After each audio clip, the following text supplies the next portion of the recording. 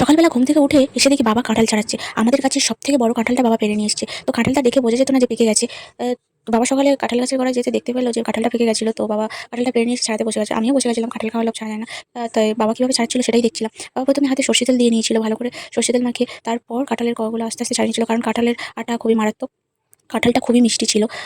কারণ এর আগে আমরা বাজার থেকে অনেক কাঁঠালই খেয়েছি। যাই হোক, কিন্তু এটা আমাদের গাছের কাঁঠাল। ১ম আমাদের গাছে এই বছর কাঁঠাল হয়েছে। ২০-২৫ টা মতো হয়েছে। যাই হোক, এটা সবথেকে বড় কাঁঠাল ছিল। আর সবার আগেই পেকে গেছিল। খুবই মিষ্টি ছিল। কাঁঠালের আটা লাগলে পরে ছাড়ে না, এই কথাটা শুনেছিলাম। যাই হোক, কিন্তু আমি খালি হাতে কাঁঠালের ছাড়াতে গেছিলাম আর আমার হাতে কাঁঠালের আটা লেগে গেছিল, যা মারাত্মক অবস্থা হয়েছিল। তারপর অনেক কষ্ট করে সর্ষের তেল দিয়ে ছাড়িয়ে নিয়েছিলাম। সকালে ব্রেকফাস্টে ভালো কিছু না হলে আমার আবার খেতে ইচ্ছা হয় না। তো বাড়িতে সেরকমই কিছুই ছিল না। পাস্তা ছিল। তো ভাবলাম পাস্তাটাই বানিয়ে নিই। তো নিজের জন্য বানাবো। তো পাস্তাটা সিদ্ধ করতে বসিয়ে দিয়ে আমি একটু কাঁচা লঙ্কা কুচিয়ে নিয়েছিলাম, একটু ডিমের ঝুড়ো বানিয়ে নিয়েছিলাম পাস্তাতে দেবো বলে। সেরকম ভালো পাস্তা আমি বানাতে পারি না। তো খুব একটা খারাপ বানাই না। খেতে খুব একটা খারাপও হয়নি। যাই হোক, পাস্তাটা রেডি হয়ে গেছে।